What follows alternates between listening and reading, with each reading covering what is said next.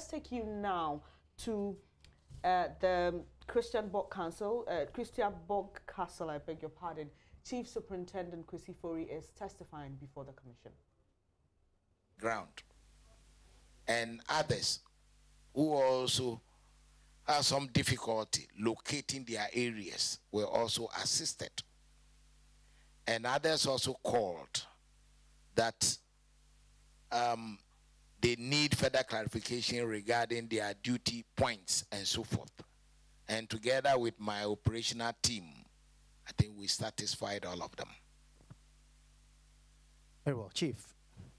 You have mentioned to the commission that on the day you had different units in operation, including the immigration. Am I right?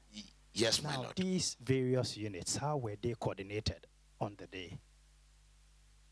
The various units, as I said, when you look at the architecture put in place,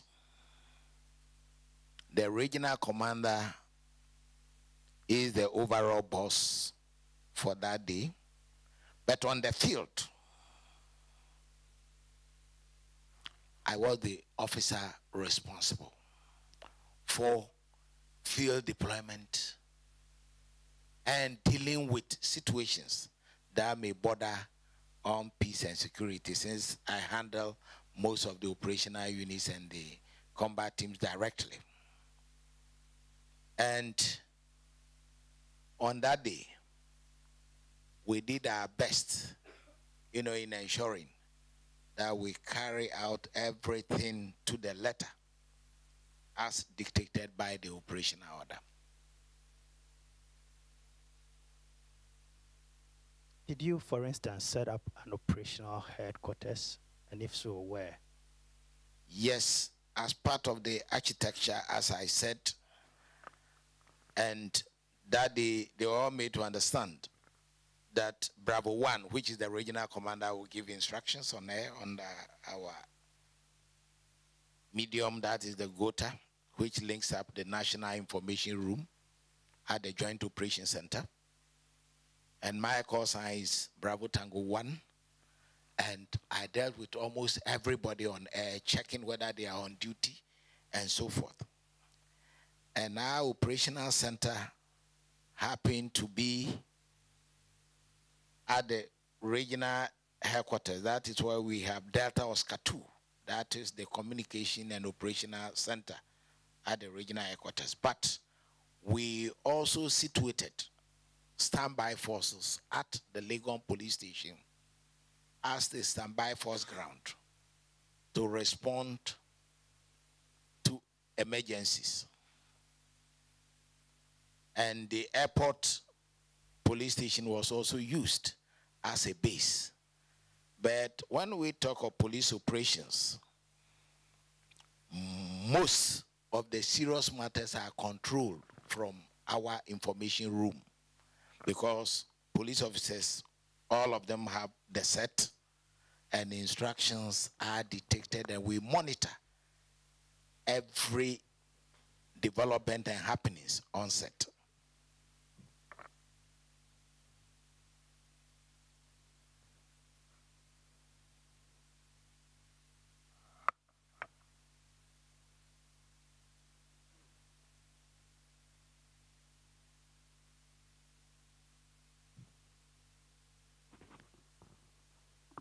Chief, are you done?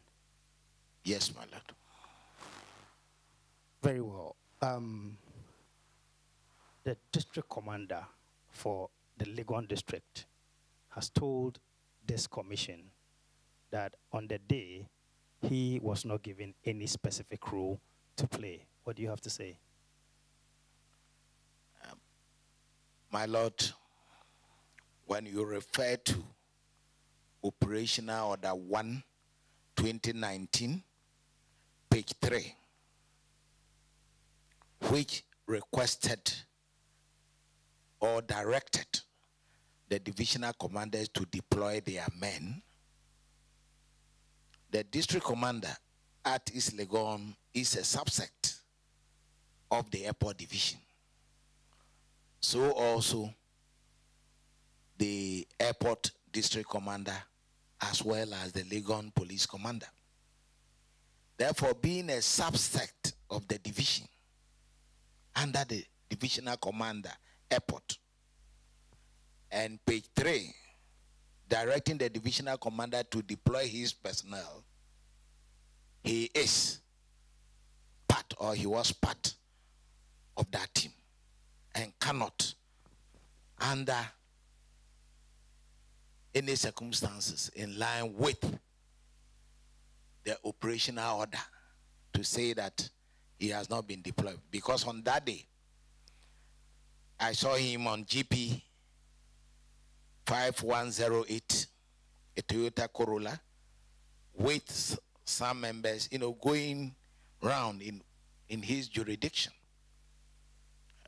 It's a Toyota virtually new vehicle, and he was on board. And the driver happened to be Sergeant Akwokun, and they were going around, driving everywhere. We met them, they were on duty. Therefore, I will be surprised. And moreover, he is a friend in addition. So he has no problem with me. He has been a long-time friend as a young man in the Ashanti region inspector, and he was a constable. And he happened to be very close to me, and thereafter. Now, the same commander has told the commission that he called to complain. He called you personally to complain about not being included.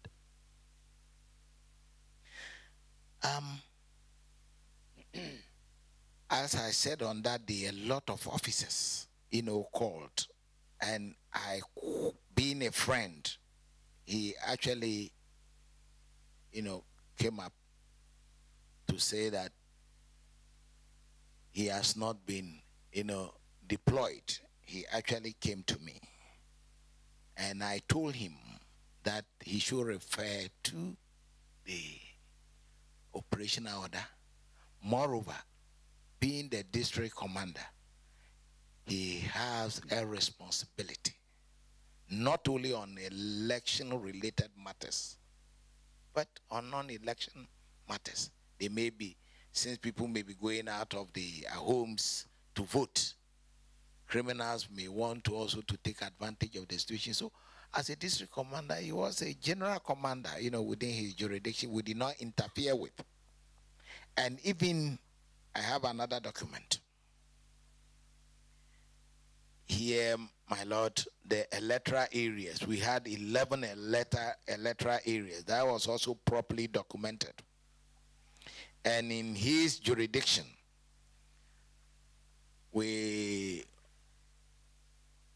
asked 3 officers to take charge of the East Legon area. That is Deputy Superintendent of Police Asifi, Assistant Superintendent Immigration Charles Bentel Anzi, and Assistant Superintendent of Immigration Gideon Vanderpoy. They were in his area to take charge of specific electoral areas. But as a district commander, he is the overall commander at East Legon. I, with my status, I cannot deny him of that function. The regional commander cannot deny him of that function. And the electoral officers, the electoral area commanders, were there just to help in the election matters. And DSP Sifi of Kolebu Station was not directed per this instruction to take charge as the district commander of the place. We don't have that power and authority, therefore we're not there at all. It's just a teamwork, making sure that those in charge of the electoral areas coordinate their activities with us and the local police on the ground. Very well, Chief. On the 31st of January 2019, a lot of incidents took place in the course of the elections. Have they come to your attention? Yes. In the morning, whilst attending to other requests at the regional police headquarters, popularly known as Accra Central.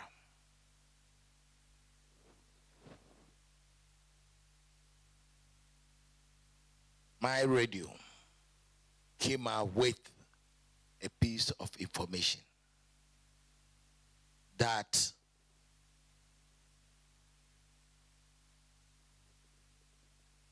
at the La Baoleshi area, there was some kind of confusion.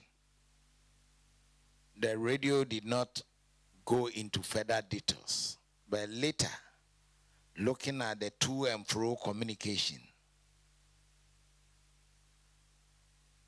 at the Baoleshi and officers around, on my radio, with my call sign Bravo Tango 1, issued an instructions that all patrol teams in and around La Baoleshi should move in and restore order. And based on the intensity of the report on air, I then ordered the form police unit located at Legon Police Station to move in. They have all the logistics in terms of public order management on board their light armored vehicle. And that of the military detachment. So we have a military team under Operation Come Life, and that was also made available to me to assist. So I also asked them to join them and move to the place, including the regional counter-terrorism team, which they dutifully responded to the place. Before then, I stopped whatever I was doing and also went to that direction from Accra under a full flight. Went there and met the operational teams made up of the form police unit, the regional counter-terrorism, the SWAT team of the region, and that of the military.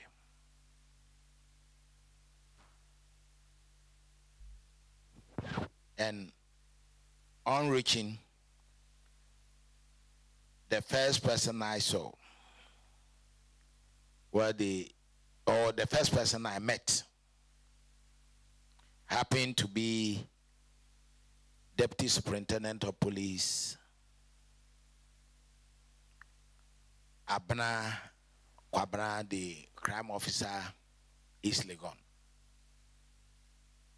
And he said, we should proceed. It's about 140, 150 yards away from the La Baoleshi voting center. 140, 150 yards, per my calculation. So we went together and we saw mass of people in front of a house. We saw stones and some pockets of stains of blood at various points. In view of this, we had a field meeting immediately on the ground, being the most senior person on the ground, with and the crime officer, where they said some people died, or someone died, or shot and killed, others sustained injury. There were a whole lot of information filtering from left, right, center, and you cannot authenticate what you're hearing or what we heard. And we decided that the crime officer and his inspector, specifically one Inspector Sule, should go to the Legon hospital to find out whether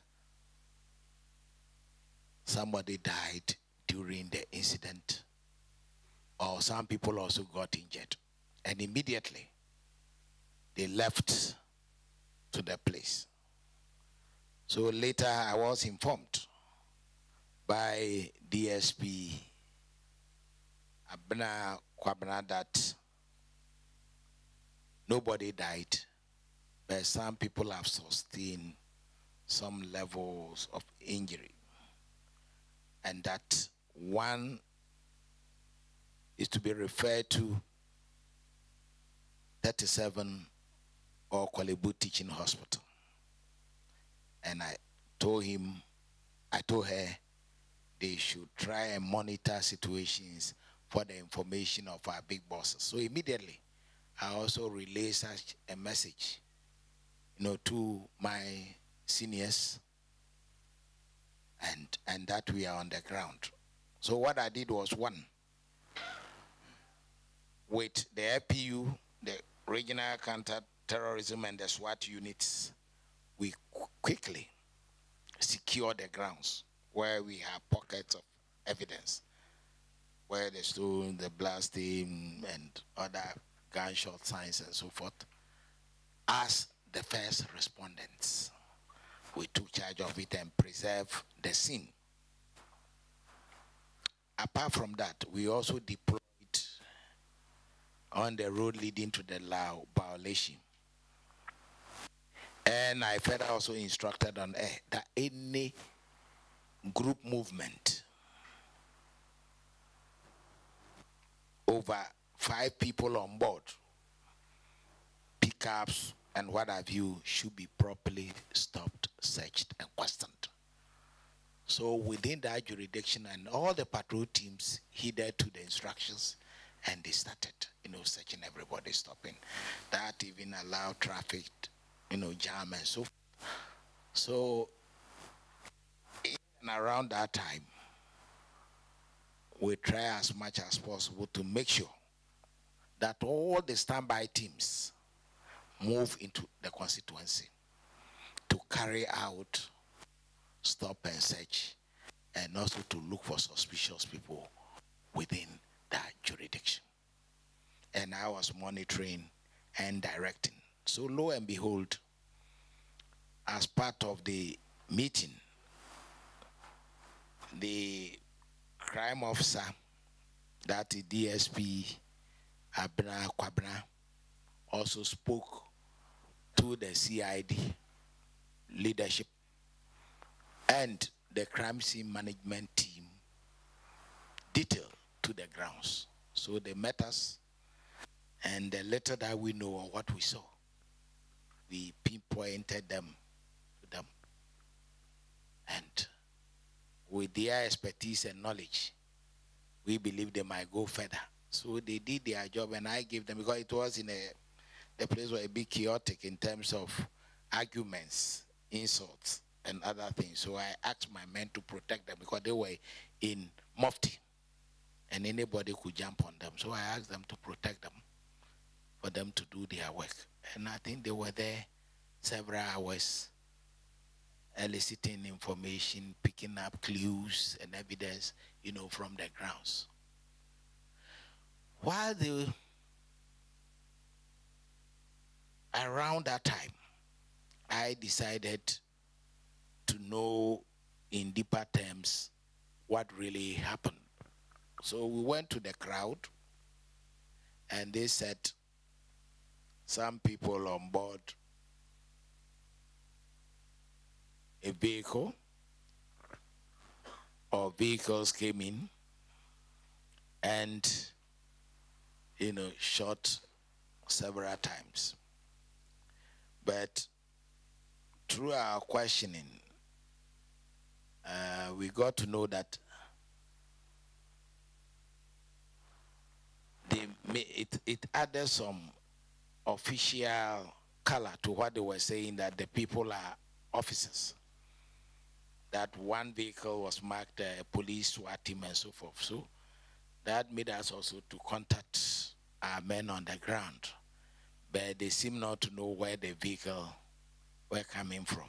So I decided to see the candidate. I went in immediately. In fact, we had a difficulty in getting to the residence. And after introducing myself and my team, they gave us access. That they gave about 4 people to enter, 4 or 5 people to enter. They were in charge of the gate, some group of boys, unknown boys. So we entered, and I asked of the candidate, and he thought we were part of the team that came to his residence. So on top of his voice, that we should arrest him and take him away. And I said, oh, gentlemen, we are here to listen to you. We are not here to pick you. We are here to listen to you, find out what has happened. And I mentioned my name to him and my office. And he took us to his upper room, and together we had a discussion. And I told him, I'm the field officer responsible for the by-elections in terms of security, and that I want to restore order in and around his residence. Initially, he said the boys might do that, and I asked him whether he knows all of them. He said no. Then I said, well, it may be in his interest to accept the police. Because if you have unknown people, several of them around your residence, it's a bit, he may be a bit insecure. So I employed 9 police personnel at his place to take charge of his resident and his person. And I also briefed the personnel that they should ensure his security, and they should not allow those group of boys, to have more access to the place. Though others refused to go out, but a handful of them which the police could contain in case of anything. Later we were around when he said he would like to visit his men at the hospital. 3 of the policemen joined him, and they went, and others also took charge. And then I tasked the police officers to talk to them, because in contemporary policing, talking and engaging is key and paramount, to make sure that we water down tension and so forth. And that was done perfectly. And from that time till we left, all the elections came to a close. We did not witness any additional violence in the Ayawaso-Wogon constituency. So all the 136 of the centers were safe. Then the Labaoleshi one, I also ordered personnel to give it a wider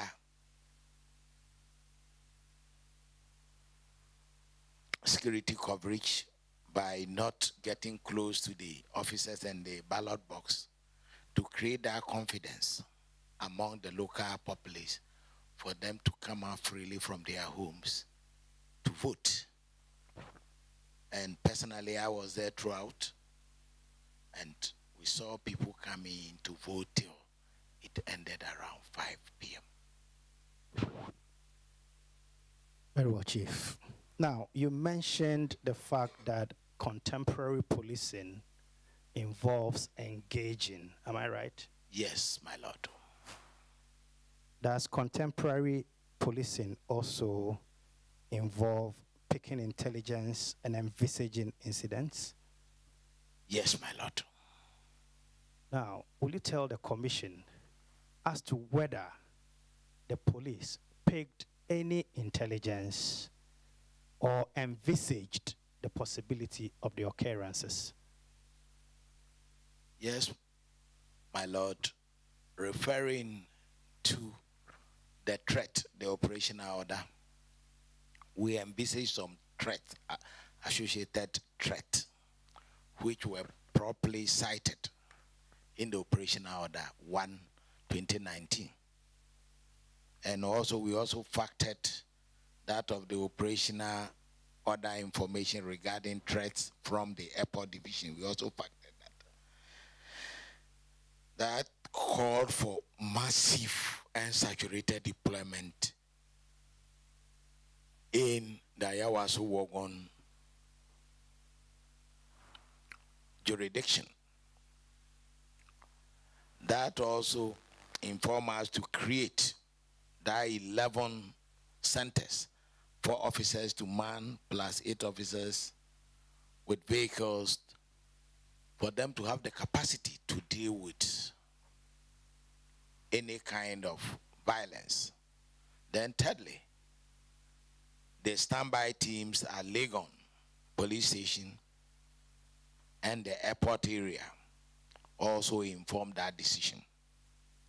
And supervision from all officers, from the regional commander, the deputy regional commander himself was also on the ground, talking to me on set, on telephone, among others. So there was total coordination, between the regional commander, the deputy regional commander, the operation officer, the operational officers, and the first 6 officers. They were all on Gota.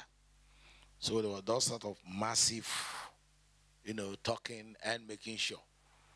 And looking at the 136 stations, police stations, and even the way and manner we were able to stabilize situation and around the lab, Malaysia attests to the fact that the police were up and doing an up to tax in spite of the development, and that are not underestimate what happened, but we were in control.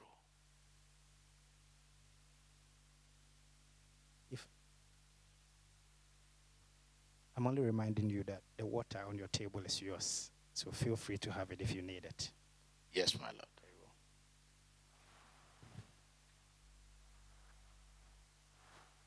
Chief, there are reports that the shooting incident at the house of the NDC or around the house of the NDC parliamentary candidate was carried out by certain men dressed in black and brown and masked. Are you aware of that?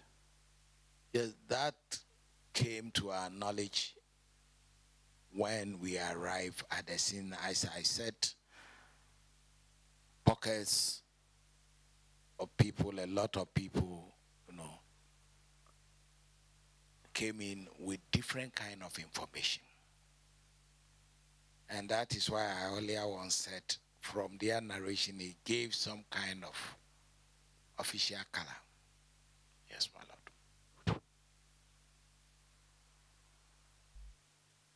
Now, the commission has been told that these men were from the SWAT team of the National Security Council.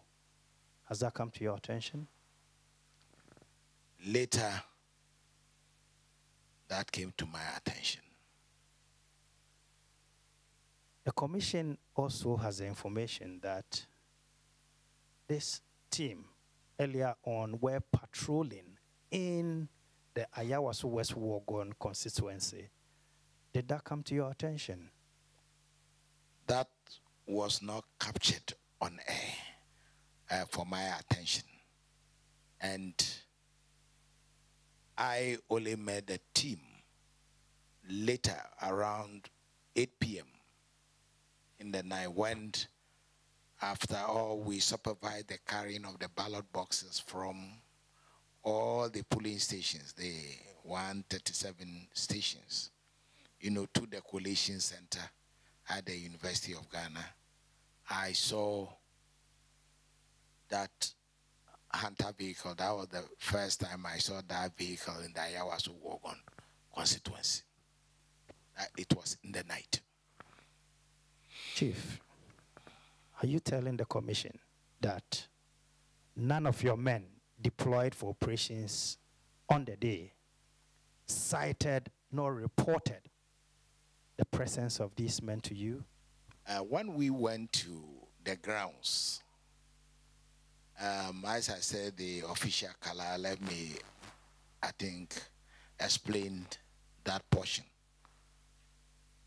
It was at the grounds that I was informed by some officers that they did not even mention the hunter vehicle, but they said a vehicle, a large vehicle, like a combat vehicle with the inscription police SWAT on the vehicle, driven by somebody purported to be a policeman. And the men were in the khaki and black top.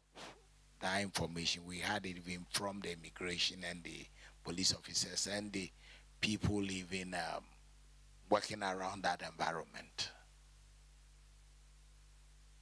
But when I checked, so quickly I checked from the other operational units. I earlier on in my introduction stated, among other things, that the Foreign Police Unit came in to assist us.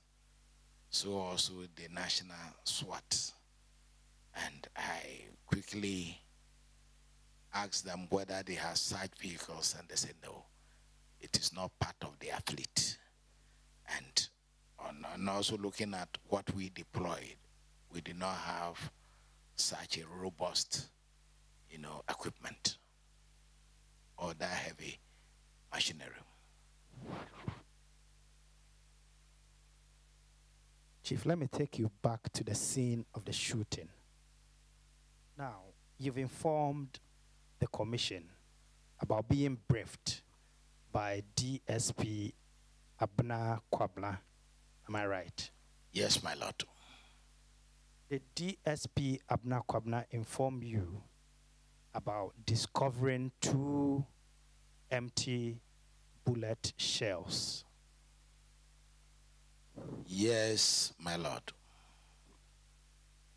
Did she also inform you about meeting a certain man who described himself as the youth chief of Walla, being in possession of a number of empty bullet shells? My lord, that specific one did not come to my attention. Now,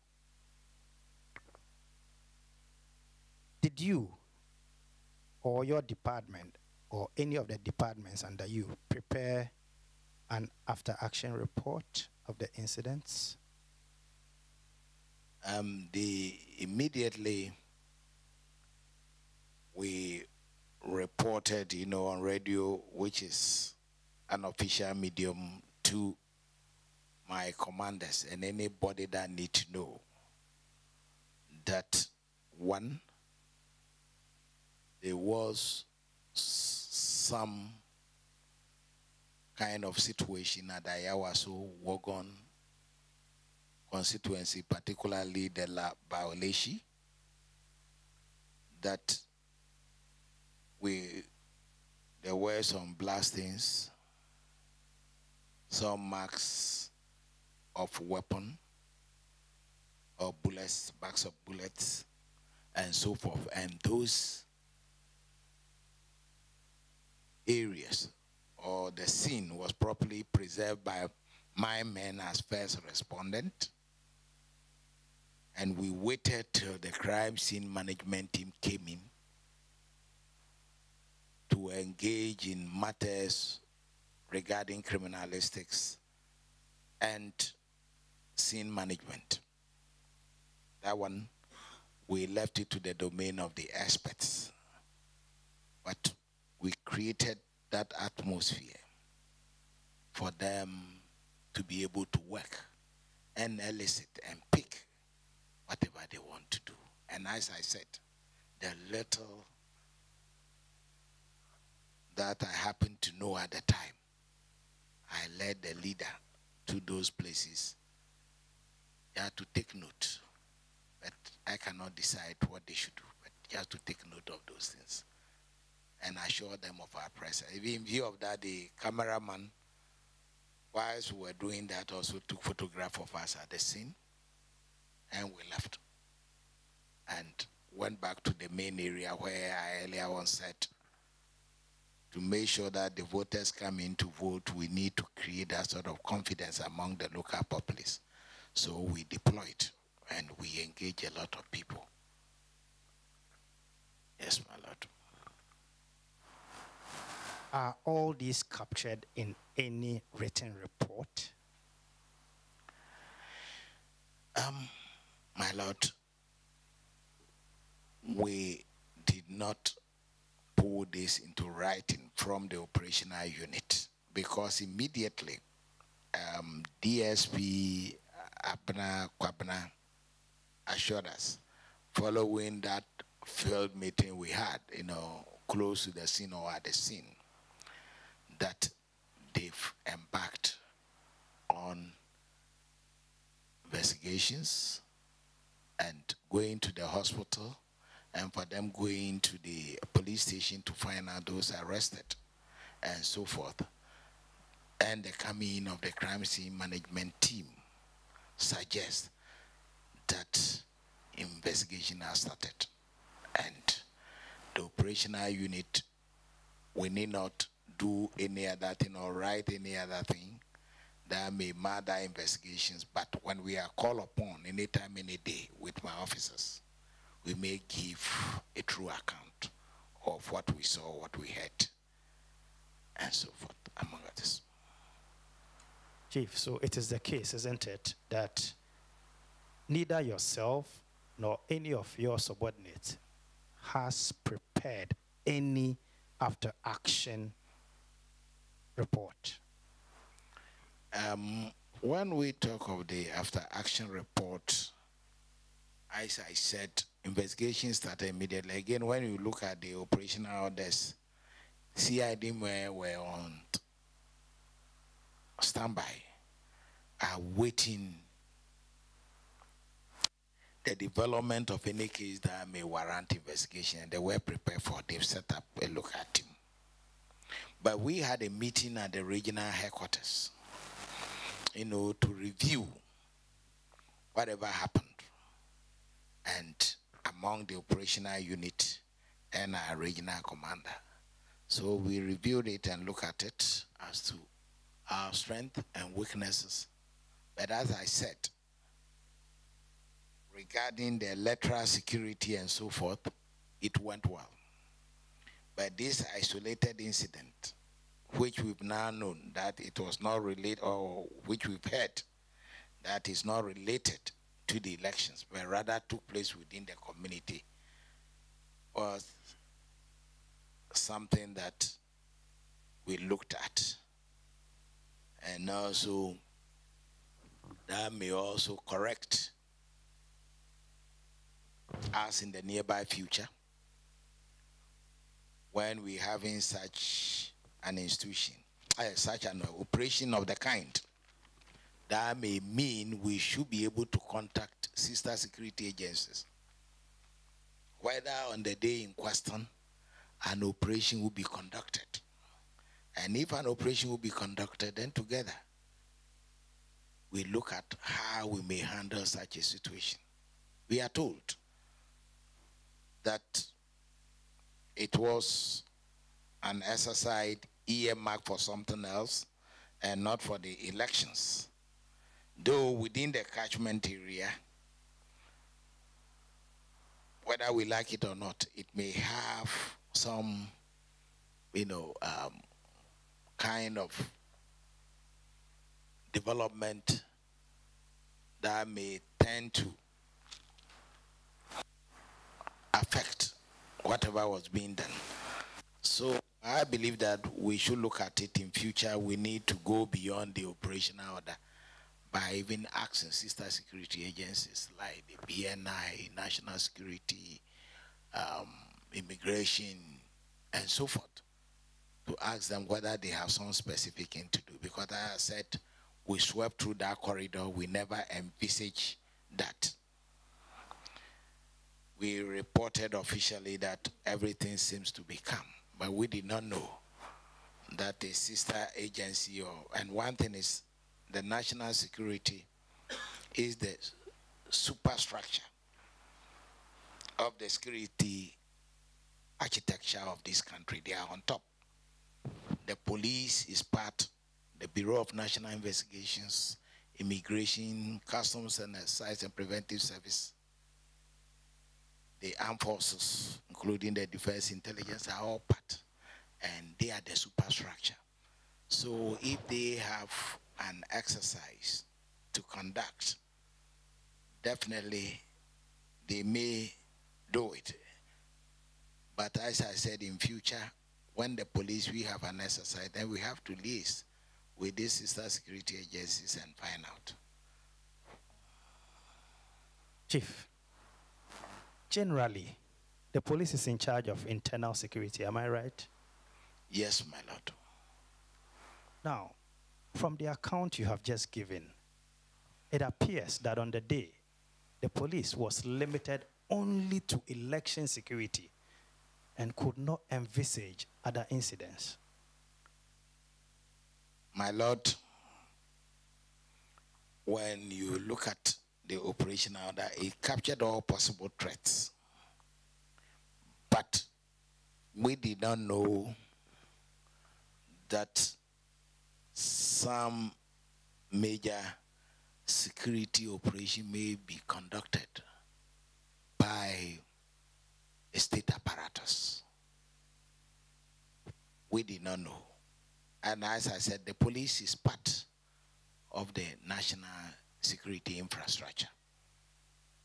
We cannot deny that. They are the superstructure. And I believe in the future, we may need greater collaboration and coordination, put our heads together, for the common good of our country. Chief. Yes, my lord. You may agree with me that on the day, from the account you are giving, it could have been any group at all, not even connected to national security, who will post themselves as national security and carried out all the incidents without the police knowing. Yes, I agree with you. Looking at our operational order, we captured such incidents of terror and other things from notorious criminal groups and so forth, from macho men and other things. If I were to, okay, I think I have additional copy, and we stated that threat, the insecurity at the police stations, drunken and disorderly behavior, terrorists may take advantage of a huge number to cause havoc. There could be uncontrolled crowd disorder. Hoodlums and criminals may take advantage to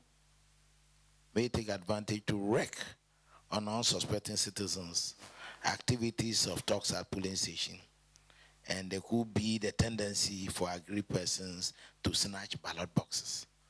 All these things were factored. But as I said, in security arrangements, putting everything together, there could be challenges. And I may say that it is a fact that it was a challenge on that day. The Chairman, your witness.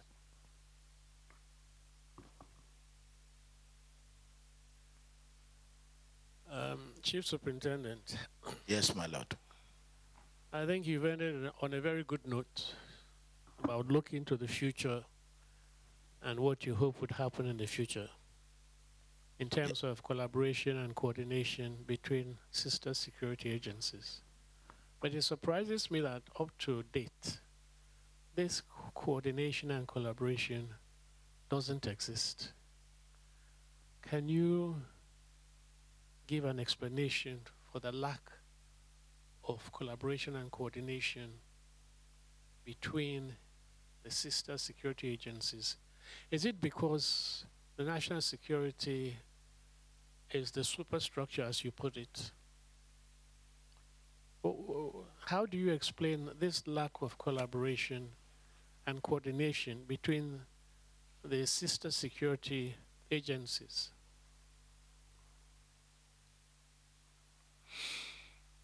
My Lord, when you look at the national security apparatus and the inside workings of the national security, at the higher levels, there is that of meetings, coordination, and planning of general security matters. But the kind of collaboration that we may expect, especially with those at the middle management and the down levels, that is at the operational and tactical levels, I think that should descend down. Because in our districts, when you look at the police, in our districts, in our divisions, they are part of DISEC or MUSEC security arrangements.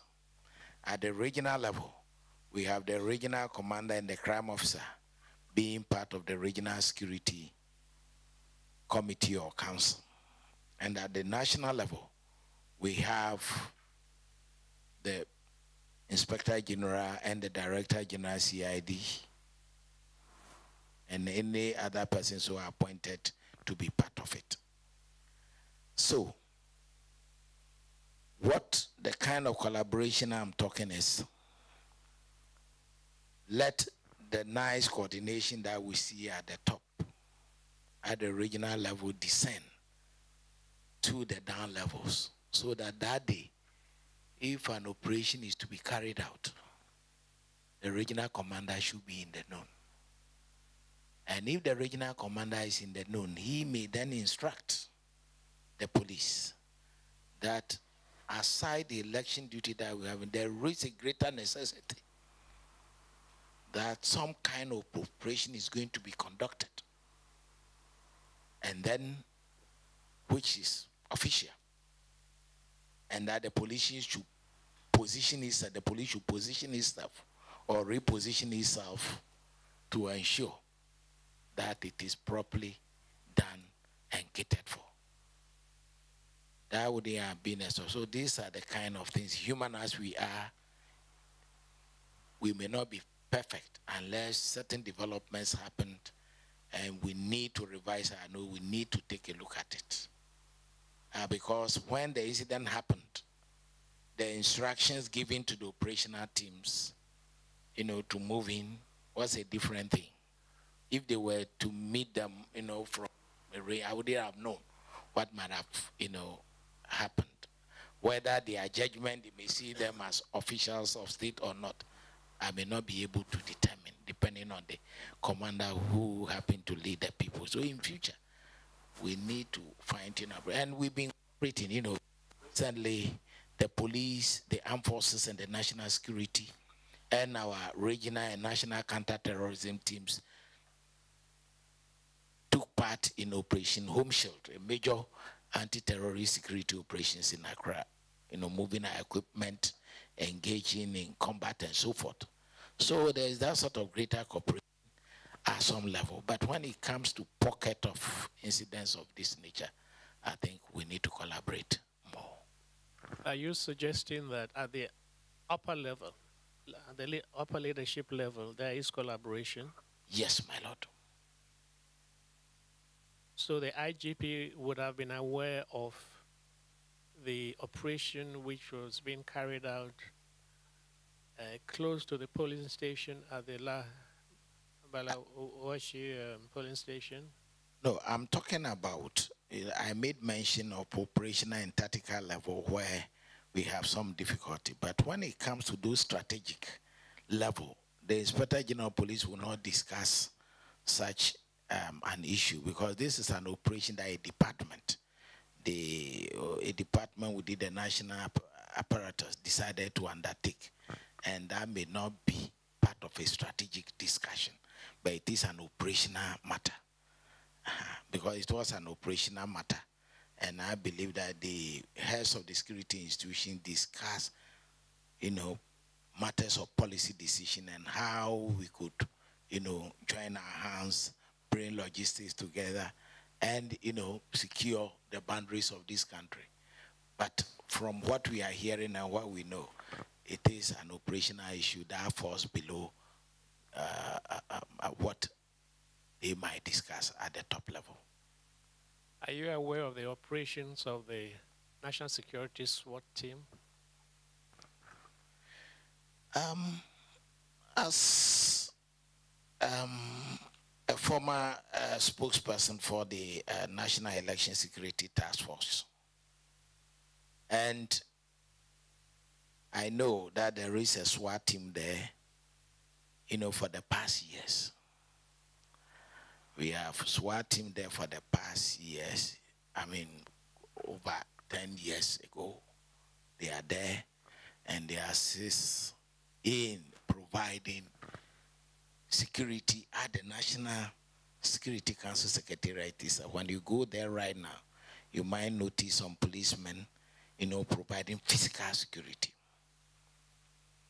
But are you aware that included in the SWAT team are uniformed police officers? Oh yes, for all the years I know they've been officers, and over there. Not limited to 2-3 years, but over 10 years. On this particular occasion, where this operation by the National Security SWAT team took place so close to a polling station, doesn't it reveal a very serious lack of coordination and cooperation? Yes, my Lord, I perfectly agree with you. And that is what I quest for. That following the closeness, to where the election was taking place, that thing could have been discussed. And it is my humble prayer in the coming days, the coming times, that such an exercise, the local police commander even should be in the known. The divisional commander, the district commander, the regional commander should be in the known. So that when an issue is raised by any member of the public through our emergency services, we can deal with it perfectly. So, my Lord, you are right. So what steps would you, as Chief Superintendent of Police, take to ensure that there is this collaboration and coordination? Are you making any recommendations to your superiors in this regard? Yes, definitely. I have a lot that we need to do. One, taking advantage of our joint exercises. Like as I said, we took part in Operation Home Shield. And therefore, when we meet at such meetings and so forth, we need to hammer some of these things down, so that we may not experience a kind of Operation Gone Bad matters, but rather we can collaborate, think about it, and do things, because we live in a democratic society, and most of our operations need to be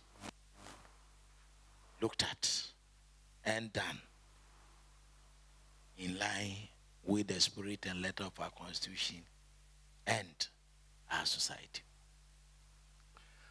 Okay, Chief Superintendent, from your testimony, you made comprehensive arrangements to ensure that there was peace and calm in the various polling stations in the Ayawaso West Wogan constituency, right? Yes, my Lord. With regard to the East Legon commander, you admit that he complained to you that he had been sidelined? Yes, my Lord. Yeah. And did you tell him that he should not worry?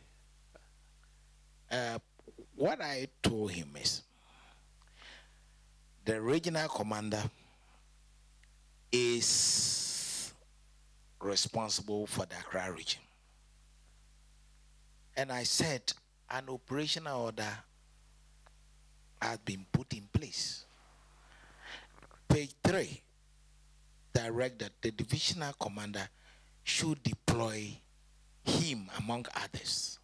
It did not mention him specifically that he's Legon, but he serves under the divisional commander, airport division. And therefore he's a subset if we are to go mathematically. And he cannot, say that he's not aware, because they made inputs to the divisional commander, and the divisional commander, forwarded the operational order to us. We look at it, assess it, and we improve upon it. They actually asked for 80 personnel to be added. But looking at the threats and all the field work that we did, we decided to take it up to 366 and even requested for the immigration officers to assist. So, my good friend Asari, whom I've known for nearly 2 decades, may not be right based on. Are you surprised at what he said, based on the communication that was sent to all the various divisions? Yes, I was surprised when he mentioned it before this serious commission that he was, left out. And because of the committee, as a friend, I did not question him. I met him last when we all took part in the maintenance of security at the National Democratic Congress presidential. When I saw him, I said, hey, you are sorry, are you here? Hi. Then I just left, because I don't want to question him for him to give me any explanation before I appear before this important commission. But I am surprised. He is a very good friend of mine, very good friend of mine. The fact that he's a good friend of yours has more or less colored your approach to dealing with him on a disciplinary level? I believe that on a more serious note, first and foremost, we are police officers. And instructions need to be heeded to, need to be carried out. And personally, I believe that he is accountable based on this instruction, and it highlighted. And that day, he was on, I saw him a couple of times, even at the candidate's house. He was part of my team that entered the place. He was with us at the candidate's place. And when we tried to play games of, dialogue and diplomacy to water down tension and so forth, he was with us. And at the park, he was with us. And he never mentioned, and I saw him on duty, being present and going about. He was also talking to people. We had other officers talking, because most of them were speaking local languages, were using Akan, Ewe, Hausa, to cool down situations and so forth. And he was part of it. Okay. Chief, please just try and answer my questions very briefly and concisely. Did it come to your notice that a WhatsApp message was sent to him about the need for him to be part of the election task force? As for the message, I was not aware. But he was at the briefing on the 30th. The joint briefing, he was present. And he took part, plus the other 45 officers that came on board. He was part of it. So I assume that after your testimony here, you're going to take some action, some disciplinary action against him. I will convey your message to the regional commander that this is what the commission is saying, and that he should look at it. It's for you to decide. I'm asking you, based on what happened and based on what you know, do you think that he should be held accountable?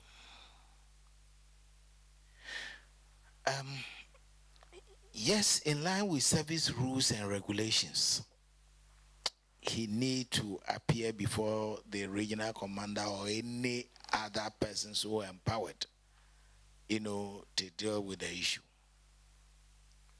All right, let's look at the election task force that you put together.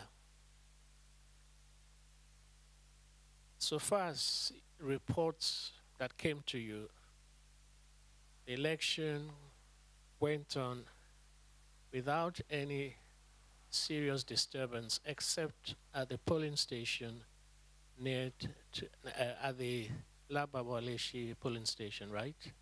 Yes, my lord.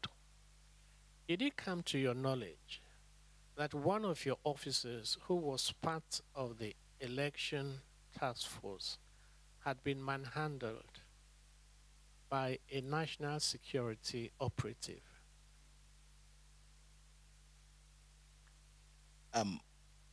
Later, we had pieces of information that an officer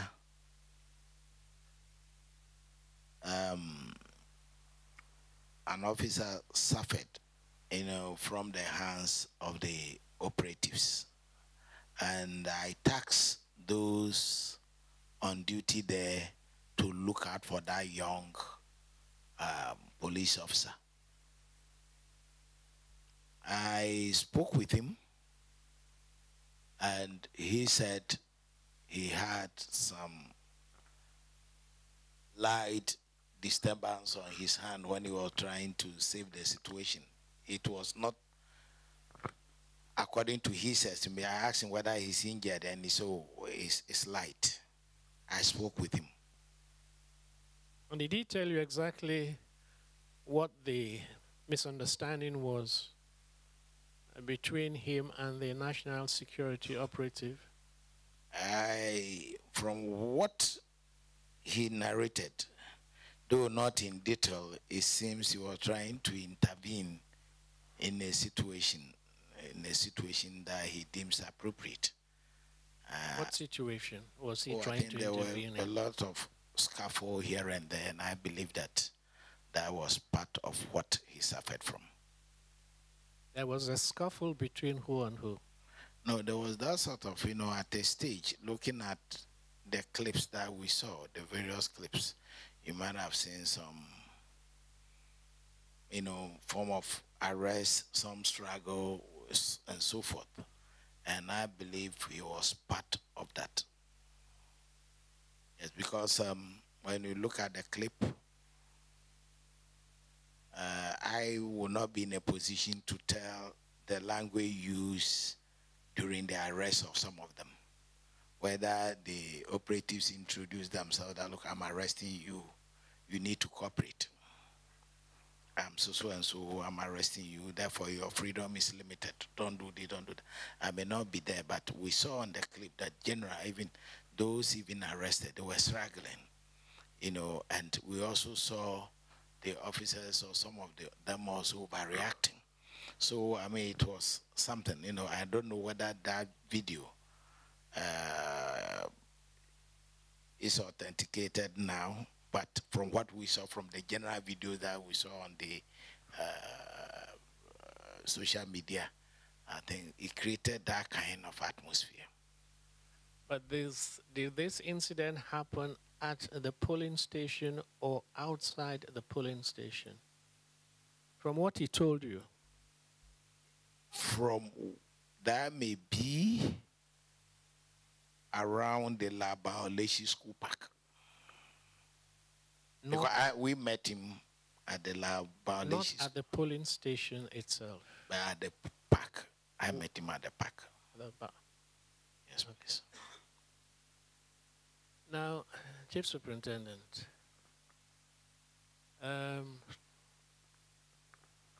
Are you telling this commission that crime officer Abna Kwabna has not informed you that the youth Wala chief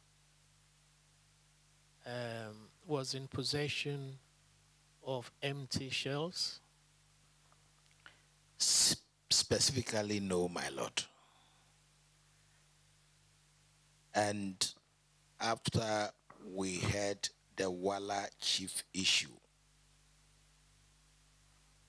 I happen to know one Wala chief, youth chief at Agbogboshi. So I've even detailed some of my men to contact him whether he's the Wala chief at the scene over there. And that day, I saw somebody like him, but I did not get closer. I saw somebody like him because he's somebody who can, Agbogboshi has a lot of issues. And we go there, we have a community watch program over there, which we normally spearhead to bring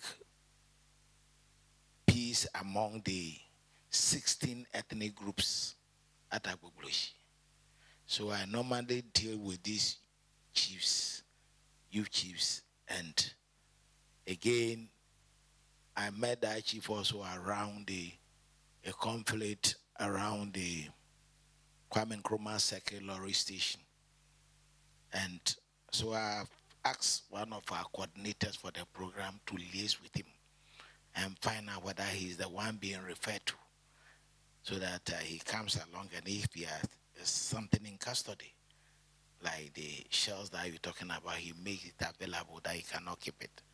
So we will inform you from tomorrow or the shortest possible time, whether if he's the one, then we'll make sure we collect it. We collect it. But you were informed that 2 pupils from the school were in possession of 2 empty shells. That one did not. In fact, he gave us a general overview. You know, when we went there, it was not a dated where we had a field meeting one just to see to what we can be done immediately, visiting the injured, those arrested to the police station, seeing to their welfare that if they are injured, they should be issued with medical form. We discussed those basic things, and also securing the crime scene for the experts to come in and investigate. And fourthly, to also ensure that we deploy in that community massively, bringing on board all the standby personnel and operational teams. And then fifth, to curtail mass movement of people, because... I understand all of that, Chief. Yes. Superintendent.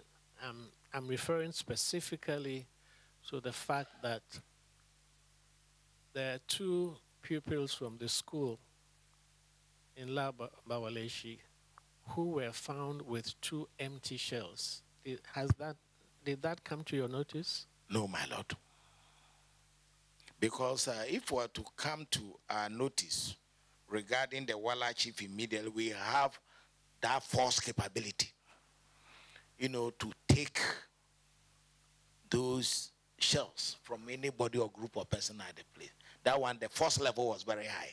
And I can't see, anybody trying to jump out. No, it's not possible.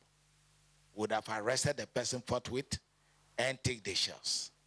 Because even at the gate, before entering the candidate's place, all those, only for the sake of good policing, we have to engage, talk to them, use Hausa, use local language, use aware, just to make sure. But if we want to go the normal police routine, we have every power, but now we don't want to exercise that. So we use very nice way. Personally, I believe in negotiation, talking to people, and then engaging. So I did that, and luckily, one of them said, "Oh, let's allow him." And even they said about only 5 to enter. We said, "Oh, agreed. Insofar as we'll get the candidate, no problem." So that did not come to my attention at all. It's almost 4 weeks now since this shooting incident. And is it not surprising that, as of now, these empty shells have not been retrieved for proper examination? Is that not going to impede your investigation? Yes. My Lord, to be frank and candid with this commission,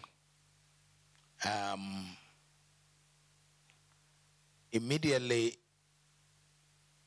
when this shell issue crop up at this commission, that is the last 3-4 days ago, we also took the initiative to find out. That is what I said they should look out for the chief for me. Secondly, I spoke with DSP Abra Kwamara, and the shells that they obtained, not knowing is even at the police forensic lab. At the time he appeared here, not knowing the investigator has already given it out to the divisional crime officer airport, which has been forwarded, to the forensic lab, for determination and examination. So we've taken interest in it, and I can assure you that we will do whatever it takes to get a Walla chief in earnest, and if he's the very person being referred to, we'll get back to the commission with all respect. It seems to me that you've been very lethargic, or maybe I should use a word which will be more understandable to you. You have not shown the urgency which this particular serious incident requires in the investigation, in terms of collecting all the evidence that you need and subjecting them to appropriate criminal examination. It's 4 weeks since this incident occurred. My Lord, even as I speak to you, I'm not part of the investigative team, but I believe that they might have chalked some successes, because the investigation, we are not part of the national investigations under the headship of the Director General CID. And the letter that even I had when I discussed it with DSP Abna Kwabna, it shows that even the shells are already being examined at the National Laboratory, which is a good step, a good effort. The two shells? No, the one that you are referring to, my Lord. From the Walla youth chief as well? That you say you are not the aware Walla of. one, I did one. We did not have that detailed information, but the man that I suspect to be the Walla chief, the one I know at Agbogbloshi, in fact, I sent a team and they did not meet him. They say he is not available, but I can assure you that we'll do whatever it takes, if provided he is the person being referred to. That one, we've met him several times at community. Do you know his name? Always referred to as the Walla chief. So I may try as much as possible, to get details of him on a more serious note. Now, when you were informed about the shooting, you said you went to the scene with crime officer Abna. I met him. I met her. You met her there, yeah. Yes, please. And you said some people told you that some armed men in khaki trousers had done the shooting. Do you know who these people were? The people who told you, gave you this information, who were they?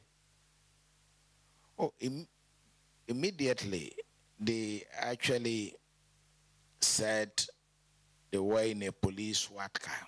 No. I said, who gave you this information? Did you identify the people who gave you this information? Oh, yes. Who were they?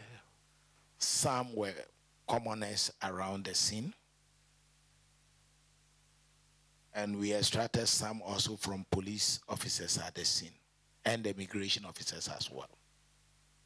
And that is why I said it gave some official color to it, that they were not just ordinary people from the street, but it might be, and later we all got to know that they were from the national security outfit. Yes. Did you take statements from any of these people you met? I assume you met them in front of the parliamentary candidate's house. Yes, And those people were made available to the local CID at the ground, because we were there with them. Later, they came in their numbers. And as we interviewed them and the crime scene management, I told them that, okay, these are the people who are the witnesses here. This man is saying this, another man gave a different version. So we made all those things available to them as first respondents. Yes, please. Let me go back to your officer who was involved in this scuffle with a national security officer. Can you give me his name? I may furnish you in due course.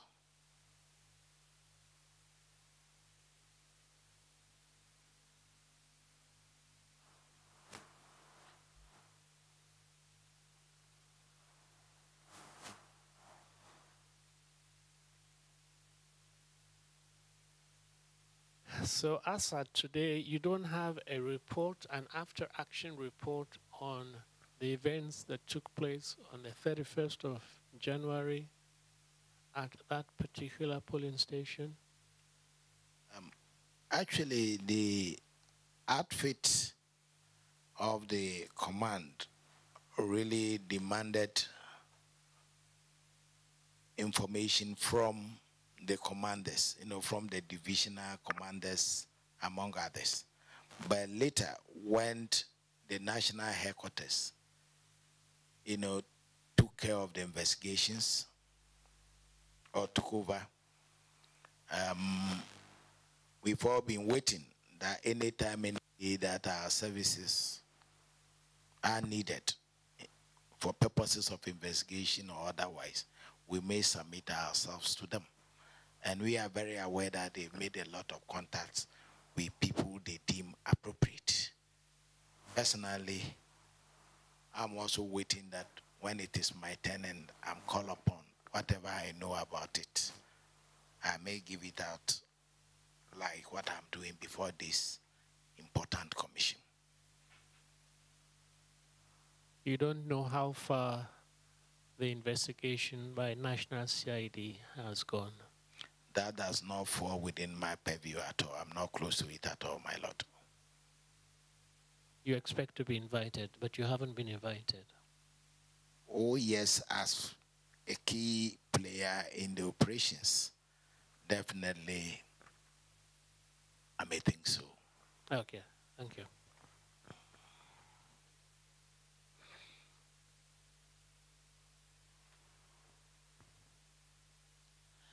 Thank you very much, officer, for your testimony. Thank you, my lord. A few questions to clarify some things that we need to sort out. Yes, my lord. You were the regional operational commander for the day. Yes, my lord. So in terms of those on the ground, you were the boss. Yes, my lord. And you were on this GOTA communication equipment. Yes, my lord. How many other people were also in communication with you?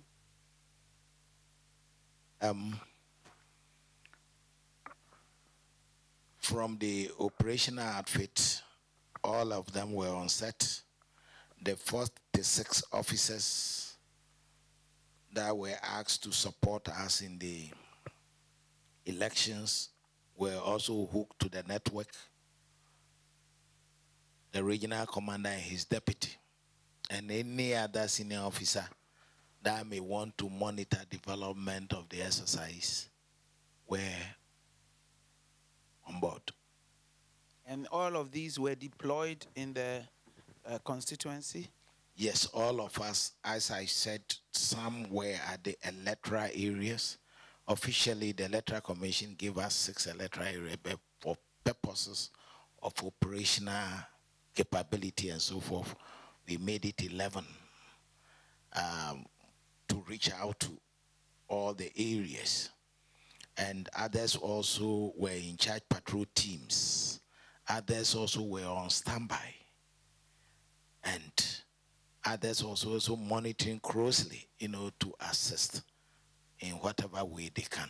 So were all within that constituency or close by.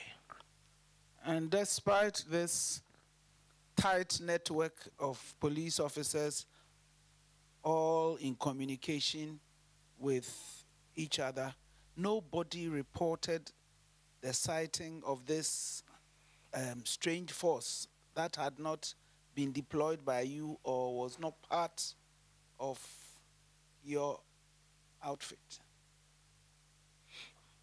My Lord, the first time I heard about them was at the La Baolishi electoral area, or under the East Legon electoral area. That was where we heard of them, that there were some problems there, and we dispatched patrol teams to the area. Before then, before you heard of the problems, we understand that this team was moving with a 10 vehicle convoy, and nobody reported sighting them. In fact, being frank and candid, it was not reported, my Lord. It was not reported on air. Does it alarm you?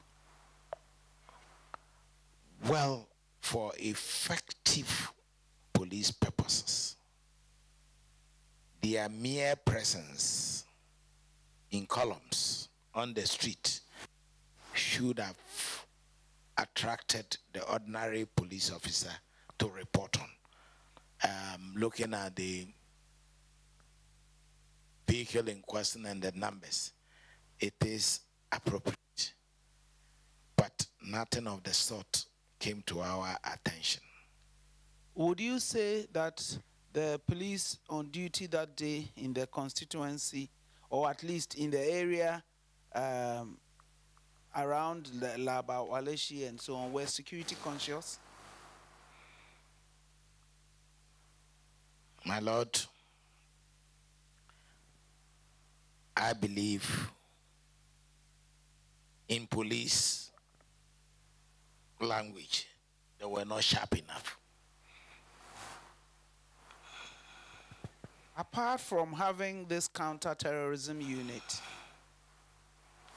has the average police officer been exposed to any training involving vigilance and then emerging threats of terrorism and so on?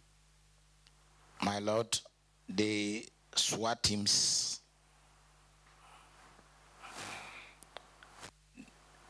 and other operational units have been exposed to be with the commission. There is a general reorganization of, the service under the watchword of transformation agenda going on, where police men and women being taken through what you earlier on referred to global threats, human security, democratic policing, ethical policing, intelligence and good practices.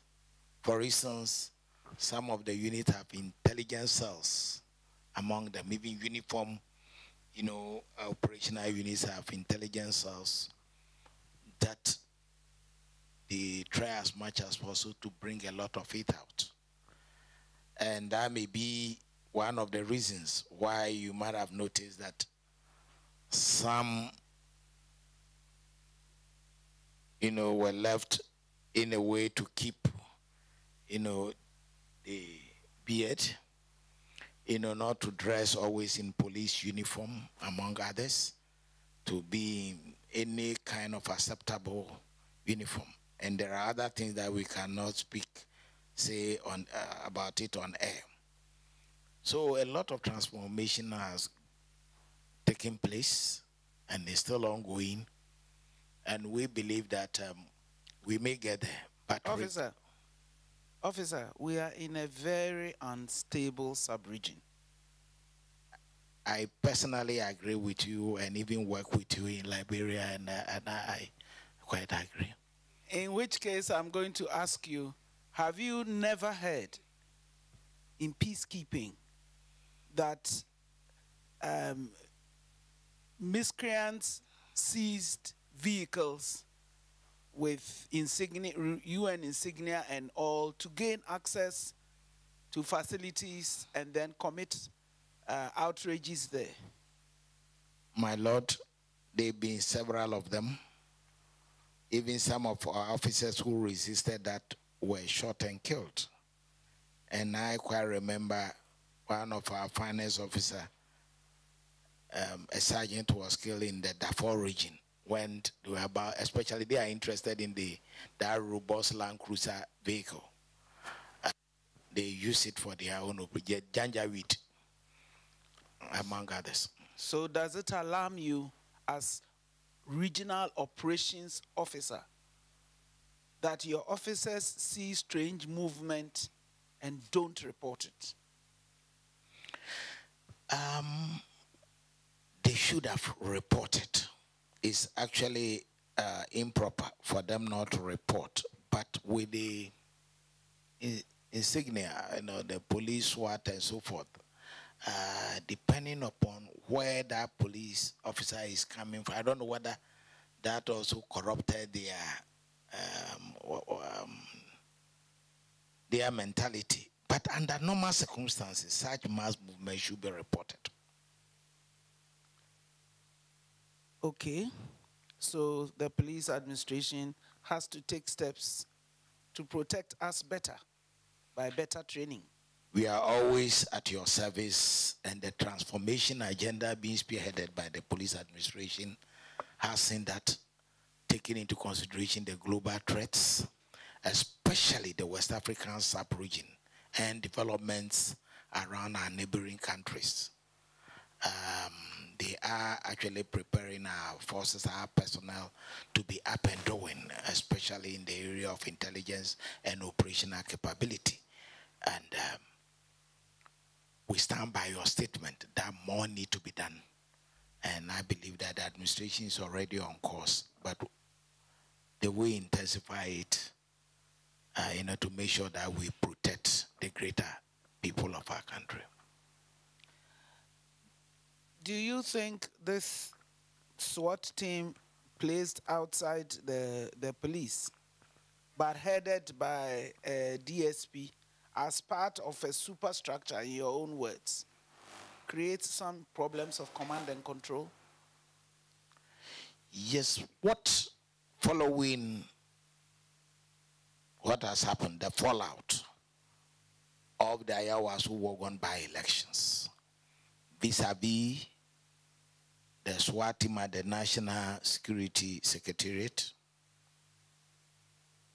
command and control system, that is the Accra region, and the National Operations Directorate. I may say the presence of the SWAT team at the National Security Council has been an age-long affair. But what can be done is to look at the reporting system that need to be fine-tuned. Either... Officer, you are speaking like an officer. Yes, please. I'm asking you, does it present command and control problems? Yes, my lord. Thank you. That was all that I needed to hear. You said when you went to the scene, yes, to the candidate's house, you talked to him. He had misunderstood why you came, and so at the top of his voice, he said he offered himself for arrest. And you said that's not why you had come. And then you asked that you wanted to place a guard there, or guards. Yes, my lord. And he said his boys would do it. Yes, my lord. Did he say which boys they were? He was referring to those in front of his gate and a handful of them inside the house. About how many did you see in front of the gate? About 50 people. 50? Yes. 50? Yes. That including the outside end. And then aside those people, there are onlookers, which may number close to 100. Onlookers. But do you think he would be asking onlookers to provide security for him in the way that you were offering? No. Or he was not referring to the onlookers? No, he was referring to the 50, about 50 people. About 50 people, whom he called his boys. Was that his... He said those people will protect, but I told him that, look, those people, do you know them? And he said no. Did it strike you as odd that somebody would be confident he would be protected by a group of about 50 that he did not know? Yes, my lord. Okay, that's why I even told him that it is not appropriate and that he should allow the police to offer him the best of security that he needs. What would make somebody want to rely on people he did not know against the police? You said you had to persuade him, which means you talked him into accepting the police. Yes, what my would lord. make somebody assume that some 50 people hanging around his house could protect him better than the police? From my judgment, I believe it was like a party fraternity or something like that. But I told him security goes beyond that. Party fraternity. Yes, my Your lord. diplomatic language is at its height today. Did he say they were trained to offer security? No, we did not delve into such issues. Did they look to you like people who could do that kind of work? They were actually young, heavily built men with few women.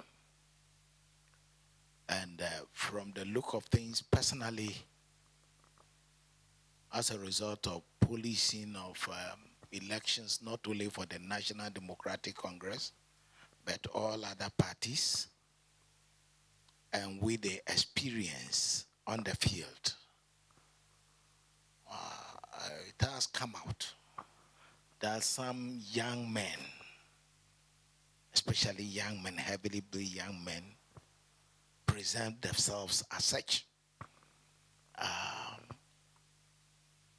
The last time we had one at the trade fair, and the party leadership informed us as police officers that they've seen some strange people and that we need to take them out of the trade fair.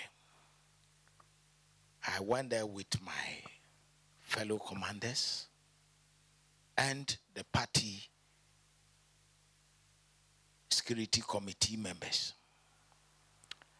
And when we met them, when you see their body style and language, it looks a bit terrifying. And I hope a police officer doesn't terrify easily. no, that one is not, because we have the men and all that it takes. And I questioned them, where are you coming from? They said, we are from Tamale. Who are you then? He said they belong to a group called Al-Qaeda. Al-Qaeda. And the name did not augur well for all of us at the grounds. Immediately I ordered that they should be taken out. And they were in their numbers. They were vast. So we have to take them out by force, by orders. And the guy with impunity went further to say, they are here to protect. They are protectors. I said, whether you are a protector or what, I said, you people should be out here. So we took them out. Later, the group tried again, trying to cause confusion in front of the trade fair route, and the police descend on them with the little facilities around to disperse them. And they left. You mean minimum force, according to the police? Definitely, that may be part of it. But we were able to contain the situation, and for 3 days, we were there at the grounds without going home. And the elections went on for 3 days. We were on our feet because of characters of this nature. You cannot, break when you are a commander. You cannot leave, without, proper procedures, because and even if you bring someone and the person is not properly briefed, we might have a problem. So we have to remain there till it ended. Aside that, personally, I've been a victim of some kind of vigilantism. In Kumasi, when they were doing this registration of voters, and people just arrogated that power unto themselves that they will go to any station, registration center, and destroy the facilities. Either they remove the chip from the computer or they break the computer. So they happened to invade Sewanyakon Secondary School in Kumasi. And with my men and so forth, we were able to cut them to sizes by not getting access to over 150 laptops that were sent, that they were trying to collate figures. And eventually, there was a young man who held a mini press conference, questioning why police should interfere with what they want to do. And I was eventually transferred from Kumasi to Accra. But what I want to say is that this vigilante group and these groups, from all that we know, the numerous things that we know, the Azoka, Bamba Boys, all those kind of names will not help us. And the sad story is, when you try to enforce the law, like the Kumasi one, I quite remember at the time, Mr. Farajan even summoned the then Inspector General Police to the EC headquarters regarding violence and destruction of their computers in Kumasi. And the moment you try to arrest some of these boys and take them to the court, you are linked politically. And I believe that is the problem when it comes to vigilantism. And we should, as a nation, look at it and deal with it. Even the one that led to the trial, we went to court,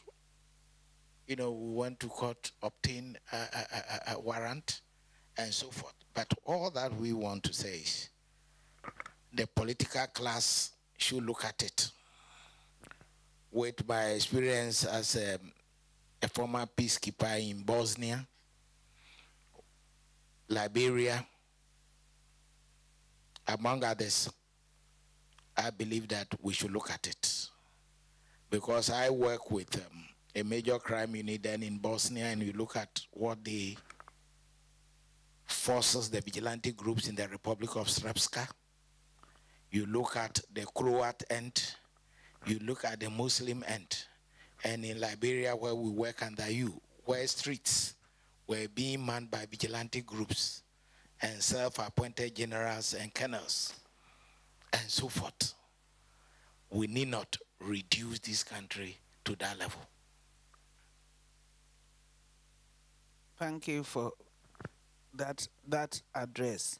But let me take you back to the frontage of the trade fair that you described on an earlier occasion. Had there been legislation proscribing these groups, would you have been empowered to effect arrests, although they had done nothing at the time? Yes, my lord. Thank you. Now, back to training of police officers. Your service instruction on firearms, specifically number 97, talks of what you should account for when you have discharged firearms. If a senior police officer is tactical commander and firearms are discharged and the shells are left there for anybody who is interested, including school children, to pick them up,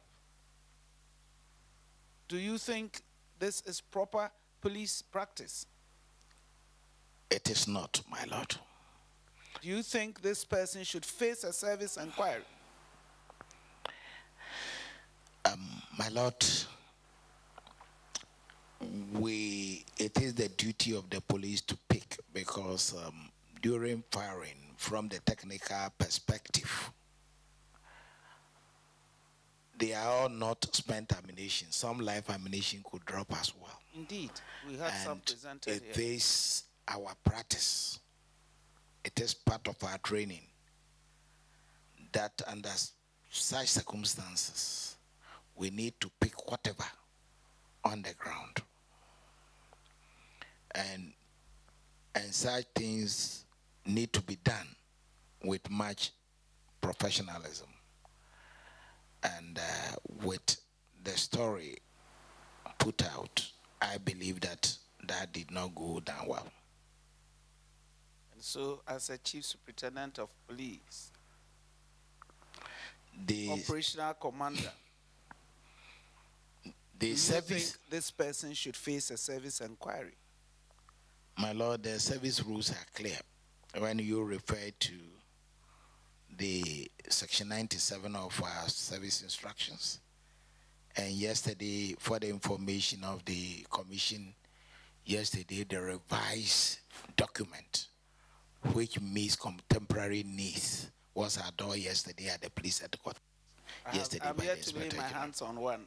I hope I will be provided with one. Yes, and my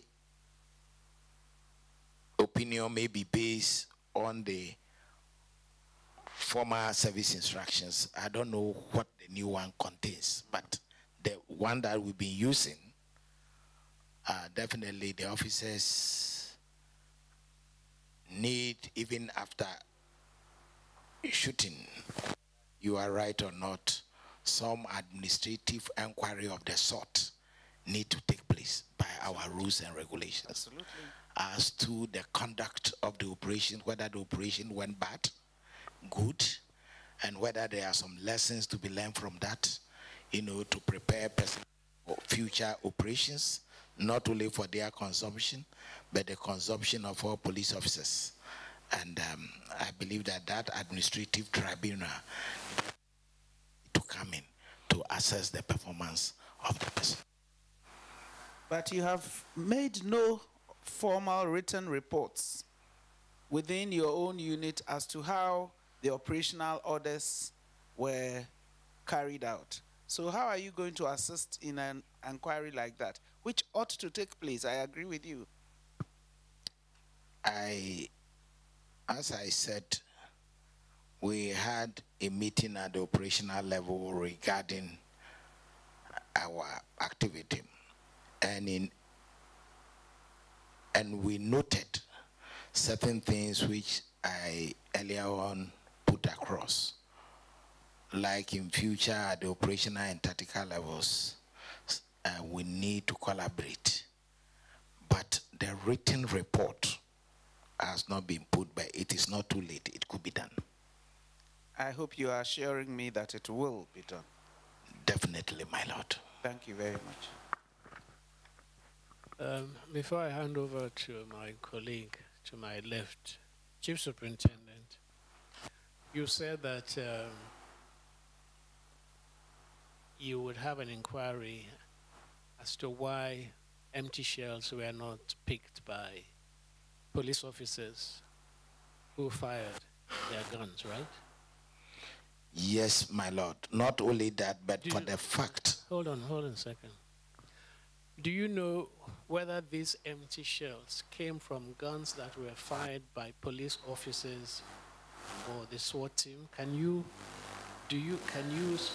speak with any certainty as to the origin of these empty shells? The people who fired the guns from which these empty shells were left on the ground? My lord, as a former investigator of the Criminal Investigation Department for 11 years, every weapon has its language.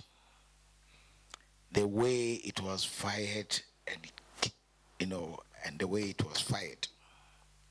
And if all those weapons that were fired on that day, the ballistic expert may need those weapons. And all the empty shells so taken from the scene, when examined, and they are fired from those weapons, when it's done by the expert, a ballistic expert, they may know the truth. And if they are empty shell picked and fired some other days from other weapons, that may also come, especially under the study of criminalistics and firearm examination and so forth. The expert may come out with a very true account. So all those collected, we are told that there were some other firings apart from the police. If that is also true and they do the examination, the truth might be established from a scientific perspective. Thank you.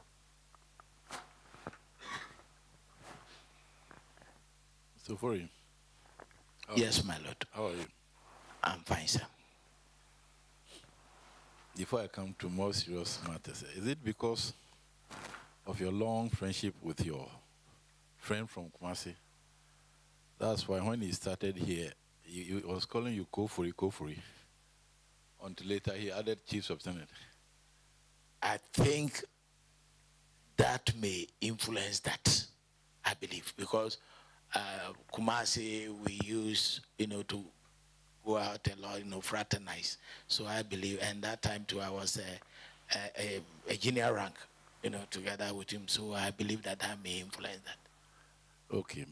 Now, let's go to the beginning. You said police, I didn't get you. Did you say police instructions are supposed to be written or are all written? When you started, what did you say? I said we normally give attention to written instructions. Yes, my lord. Should I amend it for you to say that written instructions are expected in most circumstances? Yes, my lord. But all other modes of instructions are to be obeyed? Yes, my lord. We have written instructions in service instructions. Yes, my lord. Service orders, police gazette, administrative instructions. Yes, my lord. Signals. Yes, my lord. But then all the other modes of instruction, the police radio messages. Yes, my lord. Like how you heard about the incident. Yes, my lord. And even telephone calls from your commander. Yes, my lord. Whatever your rank, if you get a telephone call from your commander instructing yes, my lord. You have to obey them. Yes, my lord.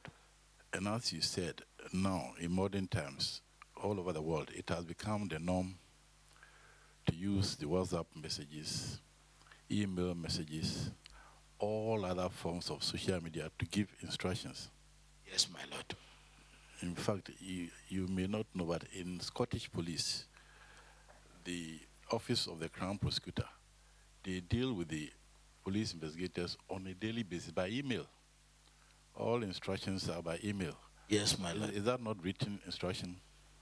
It is, my lord. And they call them on phone all the time and speak to them. Yes, my lord. That is an effective instruction. Yes, my lord. It's supposed to be obeyed. Yes, my lord. And therefore, you'd expect that if an officer receives a message from his commander on phone or on WhatsApp, that instruction should be obeyed. Yes, my lord.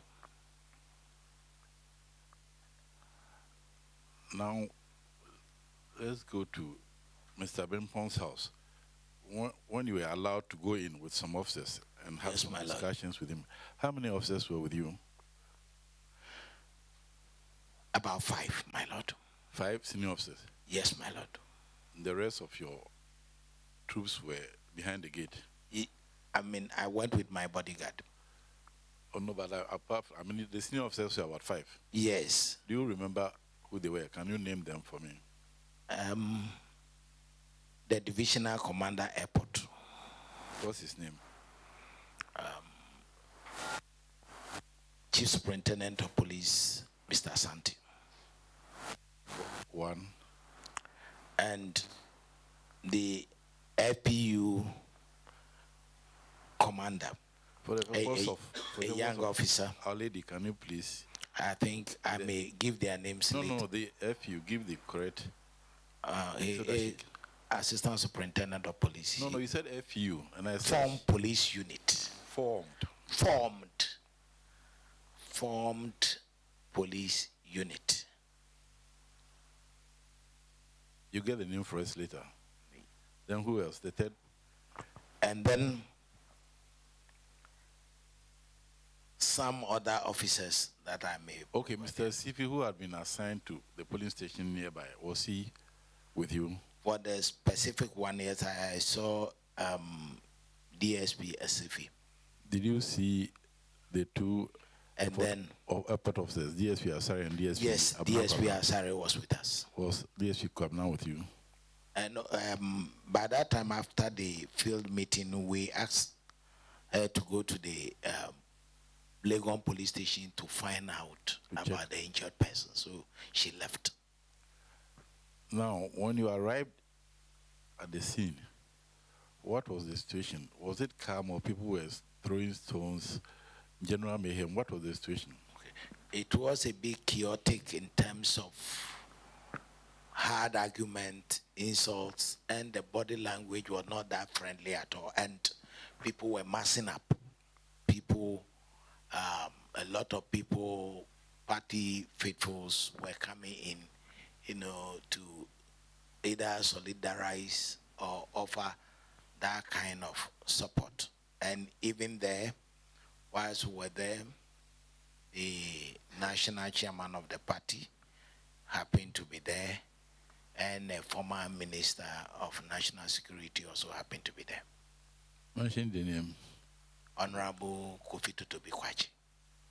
Did they go into the house with you at the time you met the candidate? At the time, the candidate was about to see us off. Okay. And the chairman of the NDC party, Honorable Ofosu Ampofo, and the former Minister of National Security, Mr. Kofi Totobi Kwachi, also entered. And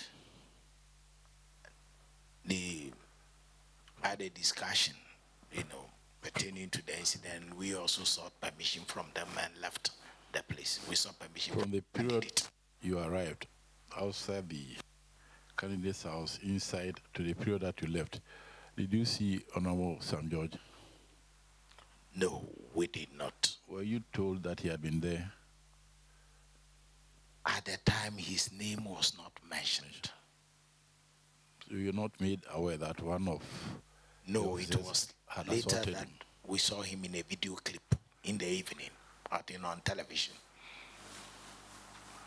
Okay, so in which areas around the house did you see the blood, the pockets of blood?